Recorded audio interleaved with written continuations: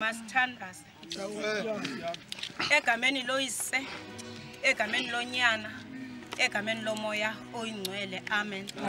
Malusi olungileyo owancama ubomi bakhe ebuncamela igusha zakhe sisindise njengoThixo. Thixo onamandla amakhulu, Thixo onguyise wenkosi yethu uYesu Kristu, Thixo onegunya ezulwini nasemhlabeni, onegunya lokubulala negunya lokuphilisa, Thixo onegunya kuyo yonke into ephefumulayo.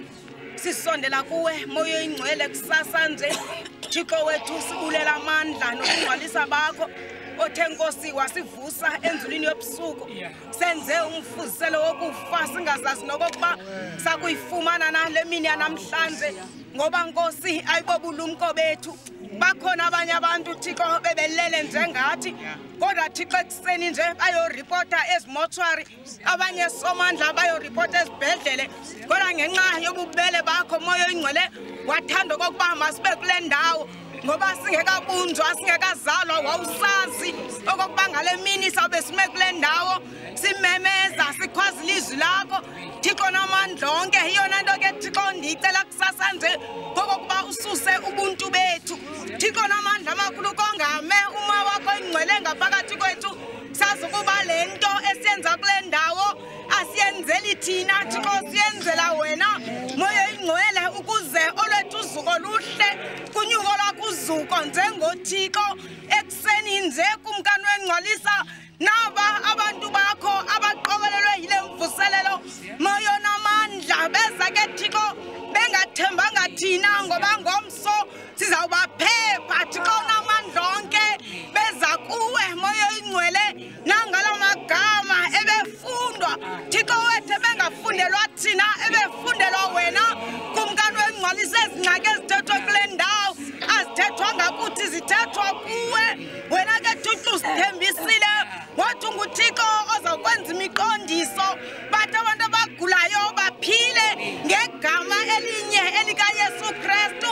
Thixo namandla amakhulu sibazisa phambi kobuso bakho sithi Thixo benzela inceba bathi aboThixo baqaqanzelwayo nini wezinto zonke bayazi okokuba likhona igqirha lamagqirha, igqirha elinguwe elithetha ngelizwi kuphila into yonke. Thixo namandla onke abanye Thixo bacela imisebenzi kodwa somandla eyona nto siyibethelela kule ndawo phezu komnyango wasenkonzweni kudingiliswa nethamsanqa, umntu ongene khona ufika othula ithamsanqa.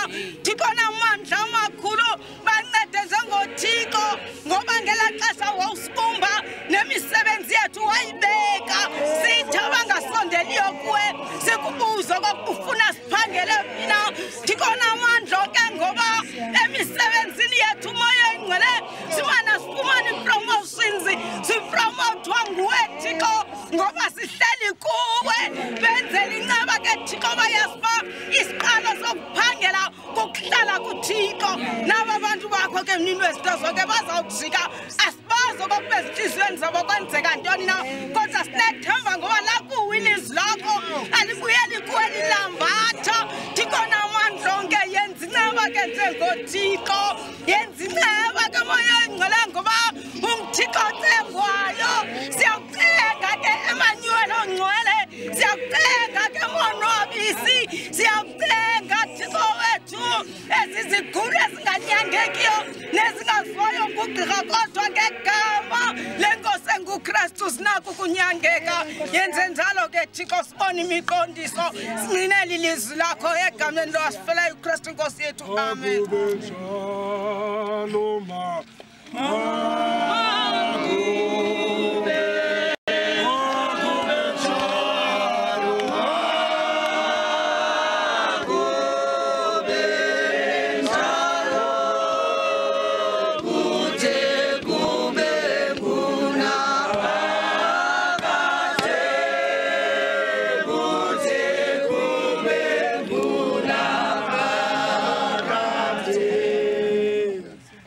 Enkosi mama umthwa